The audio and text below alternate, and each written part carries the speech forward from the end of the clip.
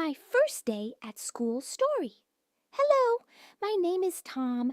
Today is my first day at school. I wake up early in the morning. I brush my teeth, take a shower, and wear my new school uniform. My mother makes a delicious breakfast. I eat eggs, bread, and drink a glass of milk.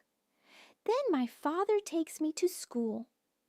When I arrive, I see many students. Some are happy and some are nervous. I feel a little scared because everything is new. My teacher smiles and says, "Good morning. Welcome to our class." I smile and say, "Good morning, teacher." I sit next to a friendly boy named Jack. He says, "Hi, my name is Jack. Nice to meet you." I reply, "Nice to meet you too." We study English, math, and art. During the break, we play together in the playground. At lunchtime, I eat my lunch with my new friends. We laugh and talk together. After school, my father comes to pick me up. He asks, "How was your first day?"